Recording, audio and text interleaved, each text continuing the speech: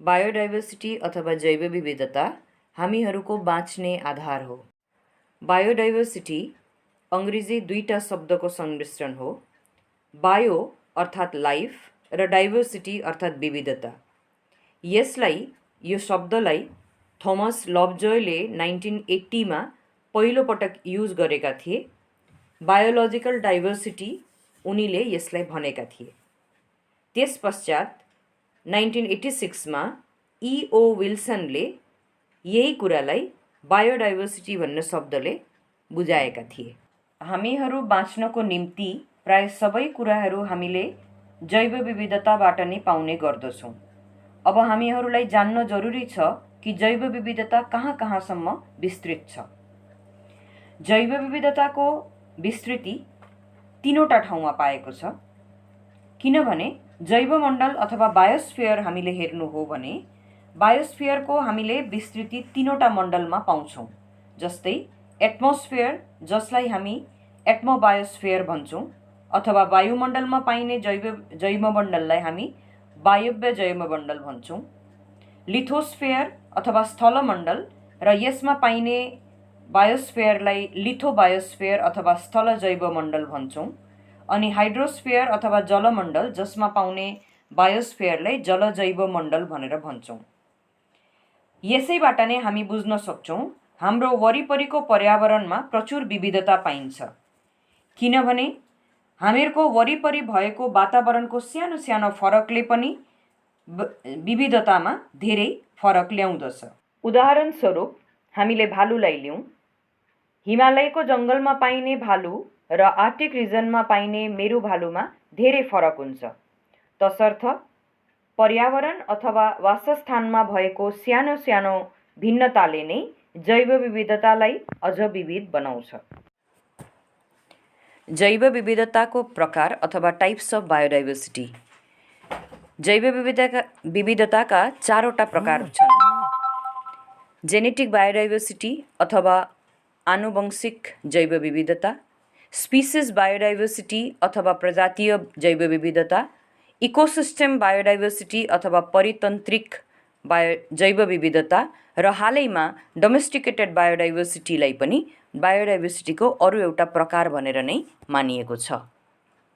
Genetic biodiversity अथवा आनुवंशिक जैव विविधता कुनै पनि एउटा स्पीसीज अथवा प्रजातिको आनुवंशीय भिन्नतालाई जेनेटिक बायोडाइभर्सिटी भनिन्छ। यो जेनेटिक मेकअप अफ द स्पीसीजसँग सम्बन्धित छ, अर्थात् जिनसँग सम्बन्धित छ र यसलाई फन्डामेन्टल करेन्सी अफ बायोडाइभर्सिटी पनि भनिन्छ। फर इक्जाम्पल, एउटै आमाबाट जन्मिएको नानीहरू माझ देखा परेको जुन चाहिँ भिन्नता हो त्यो आनुवंशिक विविधता हो, जुन चाहिँ जिनमा भएको क्रोमोजोमको गठनको फरकले भएको हुन्छ। यसमा हाम्रा आँखाले नदेखिएको पनि धेरै प्रकारका विभिन्न भिन्नताहरू हुन्छन् र जुन चाहिँ जेनेटिक बनावटमा आधारित हुन्छ। स्पीसीज बायोडाइभर्सिटी अथवा प्रजातीय जैव विविधता यो हाम्रो आँखाले देख्न सकिने भिन्नता हो, अर्थात् हामीले खाली आँखाले हेरेर नै यो भिन्नता देख्न अथवा बुझ्न सक्दछौँ। उदाहरण स्वरूप टाइगर, स्नो लेपर्ड, लायन सबै नै पेन्थर जेनसको हो, तर यिनीहरू आफू आफूमा एउटा प्रजातिहरू हुन् जसलाई हामीले आँखाले देखेर नै ठम्ब्याउन अथवा छुट्याउन सक्दछौँ। किनभने जसरी टाइगर र स्नो लेपर्ड एउटै प्रजाति होइन, त्यसै गरी टाइगर र लायन पनि एउटै प्रजाति होइन भन्ने हामीले देखेर नै बुझ्न सक्दछौँ। हामीले विश्वभरि नै हेर्नु हो भने जुन ठाउँमा धेरै प्रकारका उद्भिदहरू पाइन्छन् त्यहाँ धेरै प्रकारका जन्तु जानवरहरू पनि पाइन्छन् र त्यस्तो ठाउँमा स्पीसीज डाइभर्सिटी पनि धेरै हुन्छ। For example, equatorial rain forest area, यहाँ जसरी विभिन्न प्रकारका उद्भिदहरू पाइन्छन् त्यसै गरी जन्तु जानवरहरू, किरा फटेङ्ग्रा, रेप्टाइल्स इत्यादि पनि पाइन्छ। तसर्थ यो अञ्चलमा स्पीसीज डाइभर्सिटी पनि एकदमै धेरै हुन्छ। अर्कोपट्टि मरुभूमि अञ्चलमा हेर्नु हो भने त्यहाँ 2-4वटा प्रजातिका रुखपातहरू पाइन्छन् अनि त्यस क्षेत्रमा पाइने प्राणीहरू पनि औँलामा गन्ती गर्न सकिने मात्र हुन्छन्। अर्थात् मरुभूमि अञ्चलमा स्पीसीज डाइभर्सिटी एकदमै कम्ती हुन्छ। जुन क्षेत्रमा स्पिसिस डाइभर्सिटी एकदम धेरै मात्रामा पाइन्छ त्यो क्षेत्रलाई बायोडाइभर्सिटी हटस्पट अथवा महाविविधता क्षेत्र भनेर भनिन्छ। हालैको एउटा अध्ययनमा वैज्ञानिकहरूले विश्वभरि यस्ता 25वटा हटस्पट एरियाको पत्तो लगाएका छन् र यहाँ महत्त्वपूर्ण कुरा के हो भने भारतवर्षमा अथवा भनौँ भारत उपमहाद्वीप इन्डियन सबकन्टिनेन्टमा यस्ता 2वटा हटस्पट एरियाहरू पाइन्छन्। नम्बर 1 दक्षिण भारतको वेस्टर्न घाट माउन्टेन एरियादेखि पार्ट्स अफ श्रीलङ्कालाई पनि इन्क्लुड गरेर एउटा र अर्को चाहिँ इस्टर्न हिमालयन रिजन सिक्किमदेखि अरुणाचल प्रदेशको पार्ट्सहरू हुँदै म्यानमार अर्थात् पहिलाको बर्माको एउटा अंशसम्म यो विस्तृत छ। बायोडाइभर्सिटी र यसका प्रजातिहरूबारे वैज्ञानिकहरूको खोजबिन अहिले पनि जारी छ। अहिलेसम्म पृथ्वीमा 10 to 14 मिलियन स्पिसिसहरू बास गर्दछन्। यसमध्ये थुप्रै प्रजातिका किरा र माइक्रो अर्गानिजम्सहरू छन् जो खाली आँखाले देख्न सकिँदैन। ब्याक्टेरिया बाहेक अहिलेसम्म 1.8 मिलियन स्पिसिस मात्र जीववैज्ञानिकहरूले पत्तो लगाउन र केही हदसम्म अध्ययन गर्न सफल भएका छन्। यी 1.8 मिलियनलाई क्याटेलगिङ र नोमेनक्लेचर गरिएको छ। यसमध्ये 2,70,000 प्लान्ट स्पिसिस, 45,000 भर्टिब्रेट्स, 9,50,000 इन्सेक्टहरू छन्। हरेक वर्ष प्राय 10,000 नयाँ स्पिसिसहरू साइन्टिस्टहरूले सफलतापूर्वक खोजेर निकाल्न सकेका छन् र यसैबाट नै हामीलाई थाहा लाग्छ कि पृथ्वीमा स्पिसिस डाइभर्सिटी कति धेरै छ। इकोसिस्टम बायोडाइभर्सिटी अथवा परितन्त्रिक जैव विविधता। हामीलाई थाहा छ कि पृथ्वीमा विभिन्न प्रकारका इकोसिस्टमहरू पाइन्छन्। सानो ठुलो सबै क्षेत्रमा हामीले देख्न पाउँछौँ। उदाहरणस्वरूप स्थलभागमा हेर्नु हो भने जङ्गलमा फरेस्ट इकोसिस्टम, तृणभूमिमा पाइने ग्रासल्यान्ड इकोसिस्टम, मरुभूमिमा पाइने डेजर्ट इकोसिस्टम अनि जलभागमा हेर्नु हो भने पोखरी, झिल, सागर, महासागर, म्यानग्रुभ्स आदि सबैपट्टि एक एक प्रकारको इकोसिस्टम पाइन्छ। यी सबै इकोसिस्टमहरूमा कतिपय प्लान्ट र एनिमलको युनिक कम्बिनेसन पाइन्छ र यहाँ खाद्य श्रृङ्खला मार्फत यी इकोसिस्टमहरू सधैँ सचल रहेका हुन्छन्। तर विगत केही वर्षदेखि यी प्राय सबै जस्तो इकोसिस्टमका लागि हामी मानिसहरू नै ठुलो चुनौती बन्न पुगेका छौँ। किनभने हामी अर्थात् मानिसहरूले आफ्नो फाइदाको लागि यी एरियाहरू एन्क्रोच गरेका छौँ र ठुला ठुला बायोमहरूलाई डडेलो लगाएर मासेका छौँ, खेतीयोग्य भूमिहरू बनाएका छौँ, पशुपालन गर्ने एरियाहरू बनाएका छौँ। यसको फलस्वरूप बायोडाइभर्सिटीमा एउटा इरिपेरेबल लस भइसकेको छ।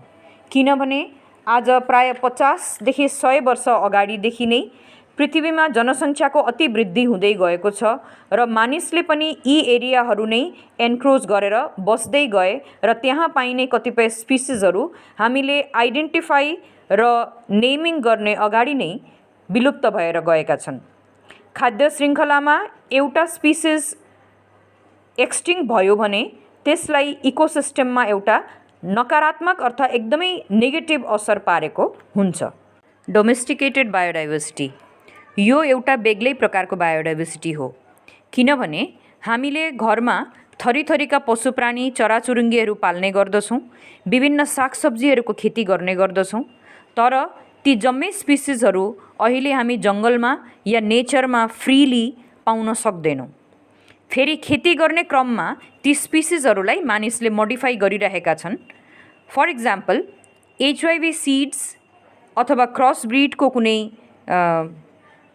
जानवर आदिको जन्म दिएका छन् र एउटा नयाँ प्रकारको बायोडाइभर्सिटी मानिसहरूले सृष्टि गरेका छन्।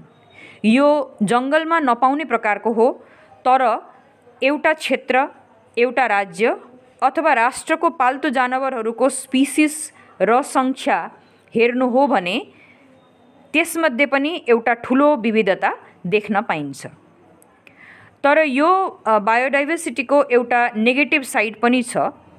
जस्तै HIV सिड्सहरू हामीले धेरै मात्रामा प्रयोग गर्दै गयौँ भने हाम्रो लोकल अर्थात् इन्डिजिनस बिउहरू जुन चाहिँ पहिलो उत्पादन पहिले उत्पादन गरिन्थ्यो र यसको उत्पादनशीलता अलिकति कम्ती हुन्छ, यस्ता बिउहरू मासिँदै पो जालान् कि भन्ने डर हुन्छ। यसै गरी जर्सी, सिन्द्री जस्ता गाईहरू मात्र हामीले पाल्न लाग्यौँ भने जुन लोकल साना साना गाईहरूको ब्रिड हुन्छ त्यो पनि मासिँदै जाला र यसरी पनि हामीहरूको डोमेस्टिकेटेड बायोडाइभर्सिटी लस हुँदै जान्छ। यसो नहोस् भनेर अर्थात् लोकल ब्रिडहरूको संरक्षणको निम्ति वेस्टर्न घाट रिजनमा नवधान्य भन्ने एउटा कन्जर्भेसन प्रोग्राम सरकारले सुरु गरेको छ, जसमा धानका 150वटा प्रजातिलाई यस नवधान्य प्रोग्राम अन्तर्गत कन्जर्भ गरिएको छ र यस प्रकारको प्रोग्रामहरू अरू थुप्रैपट्टि पनि थालना गरिएको छ, जसले लोकल स्पिसिसको संरक्षणको निम्ति काम गर्दै आएका छन्। र यस प्रकारको प्रोग्रामहरू भारतको थुप्रैपट्टि थालनी गरिएको छ, जसले लोकल स्पिसिसहरूको संरक्षणको निम्ति काम गर्दै आएका छन्। भ्याल्यु अफ बायोडाइभर्सिटी अथवा बायोडाइभर्सिटीको हामीलाई महत्त्व। बायोडाइभर्सिटीका धेरै प्रकारको महत्त्वहरू हामीलाई छ, जस्तै survival needs, maintaining ecosystem, economic needs अर्थात् आर्थिक महत्त्व, सौन्दर्यिक महत्त्व, religious, spiritual and cultural values अर्थात् सांस्कृतिक र धार्मिक महत्त्वहरू छन्।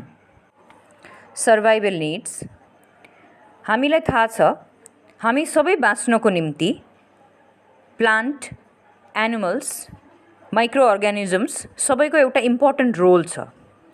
जस्तै हामीले हेर्नु हो भने कुनै पनि प्राणीले खाना आफूले प्रड्युस गर्न सक्दैन र हामी रुखपातमाथि खानाको लागि र अक्सिजनको लागि सधैँ नै डिपेन्डेन्ट छौँ भने प्लान्टहरूले अर्थात् रुखपातले पनि उद्भिदहरूले पनि हामीबाट कार्बन डाइअक्साइड पाउँछ र फोटोसिन्थेसिस गरेर फेरि हामीहरूकै निम्ति खाद्य अर्थात् कार्बोहाइड्रेट तयार गर्दछ। अब कुनै पनि इकोसिस्टमलाई मेन्टेन गर्नु पर्यो भने त्यो चाहिँ कसरी मेन्टेन हुन्छ भन्दाखेरि फुड चेन भनेको चाहिँ खाद्य श्रृङ्खला भनेको चाहिँ the process of transfer of food and energy through a process of eating and being eaten हो। र बायोडाइभर्सिटी जति धेरै विविध हुँदै जान्छ फुड चेन पनि त्यस्तै कम्प्लेक्स हुँदै जान्छ। थुप्रैवटा फुड चेनहरू त्यसमा बनिन्छन् र बायोडाइभर्सिटी नहुने थियो भने कुनै प्रकारको इकोसिस्टम अथवा फुड चेन नै रहने थिएन र फुड चेन नहुने थियो भने एनर्जी ट्रान्सफर हुने थिएन अथवा हामी नै बाँच्ने अथवा रहने नै थिएनौँ। अब हामीले ठुला ठुला बायोमहरू जस्तै ग्रासल्यान्ड बायोम, फरेस्ट बायोमहरूमा हामीले हेर्नु हो भने यस्ता क्षेत्रहरूमा धेरै धेरै फुड चेनहरू हुन्छन् जुन चाहिँ एउटा अर्कासँग गाँसिएर फुड वेभहरू अर्थात् खाद्य जालहरू बनिएको हुन्छ र त्यो खाद्य जाल मार्फत नै त्यहाँ भएका प्लान्ट्स र एनिमल्सहरू सर्भाइभ गरेका हुन्छन्। डेभलपिङ कन्ट्रीहरूमा हामीले हेर्नु हो भने त्यहाँको 80% मानिसहरूले उद्भिद, प्राणी अथवा खनिज सम्पदाबाट आफ्नो बिरामीको उपचार खोज्दछन् र यी क्षेत्रहरूमा थुप्रै प्रजातिका उद्भिदहरू पाइन्छन् जसबाट मेडिसिनहरू बनाइन्छ। जस्तै मलेरियाको औषधि क्विनाइन हो र सो औषधि चाहिँ सिन्कोना रुखको बोक्राबाट बनाइन्छ र यो सिन्कोना चाहिँ यस भेगको पहाडीमा पाइन्छ र हामीले यस्ता अरू थुप्रै उदाहरणहरू पाउँछौँ जुन चाहिँ फरेस्ट प्रोडक्टको रूपमा सङ्ग्रह गरिएको हुन्छ र यसको ठुलो इकोनोमिक र मेडिसिनल भ्यालु हुन्छ। त्यसै गरी फर्निचर इन्डस्ट्री या त प्लाइवुड इन्डस्ट्रीको पनि हामीले हेर्नु हो भने त्यो दुईटै इन्डस्ट्रीलाई चाहिने काँचो माल पनि जङ्गलबाट नै सङ्ग्रह गरिन्छ। सरकारले पनि आफ्नो वन जङ्गलबाट काठपात र अरू फरेस्ट प्रोडक्टहरू विभिन्न देशहरूमा निर्यात गरेर रेभेन्यू अर्न गर्न सक्दछ। अब एस्थेटिक एन्ड एथिकल भ्यालु अर्थात् सौन्दर्यिक महत्त्व। कुनै पनि ठाउँको जैव विविधताले त्यो ठाउँलाई अपूर्व सौन्दर्य प्रदान गर्दछ। उदाहरणस्वरूप जैव विविधता समृद्ध क्षेत्रहरू सधैँ नै टुरिस्ट डेस्टिनेसन बन्न पुगेका हुन्छन्। जस्तै हामीले छेउैको डुवर्सको जङ्गल क्षेत्रलाई नै हेर्नु हो भने हरेक वर्ष नै त्यहाँ प्रचुर मात्रामा पर्यटकहरू आउने गर्दछन्। धेरै राइटर, कम्पोजर, पोएटहरूले पनि आफ्नो सृष्टि अर्थात् क्रिएटिभ वर्कलाई नेचरले नै इन्स्पायर गरेको भनेर धेरैचोटि भनेका हुन्छन्। यो प्रकृतिमा हरेक प्रजातिको एउटा आफ्नै भ्यालु हुन्छ अथवा रोल हुने गर्दछ र यो पृथ्वीबाट कुनै पनि एउटा प्रजाति विलुप्त भयो भने अथवा एक्सटिङ्क्ट भयो भने त्यसलाई फेरि सृष्टि गर्न सकिँदैन र यसैबाट एउटा कुरा थाहा हुन्छ कि प्रकृतिमा पाइने हरेक प्रजातिको नै आफ्नो बाँच्ने हक हुन्छ।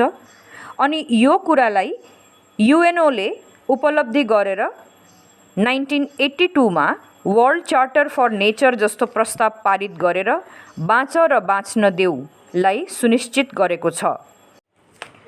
अब religious, cultural and spiritual value अर्थात् धार्मिक र सांस्कृतिक महत्त्व। भारतीय संस्कृतिमा जैव विविधताको धार्मिक र सांस्कृतिक महत्त्व पनि छुट्टै छ। हामीलाई थाहा छ हिन्दूहरूले सिंह, बाघ आदिलाई मान्दछन्, त्यसै गरी बुद्धिस्टहरूले हात्तीलाई मान्दछन्। अझ हिन्दू धर्ममा हेर्नु हो भने त भगवानको वाहनको रूपमा एउटा एउटा प्राणी रहेको हुन्छ। जस्तै गणपतिको वाहन मुसा हो, शिवजीले साँपको गहना लगाएको हुन्छन् इत्यादि हामीले थुप्रै उदाहरणहरू हामी खोजेर पाउँदछौँ।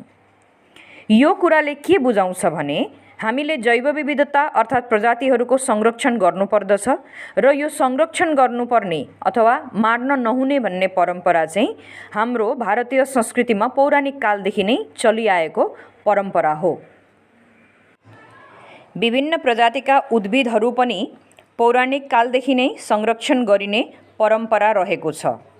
जस्तै तुलसी, बर, पिपल, समी आदि रुखहरूलाई धार्मिक महत्त्व भएका हुन् भनेर रोपिन्छ अथवा संरक्षण गरिन्छ।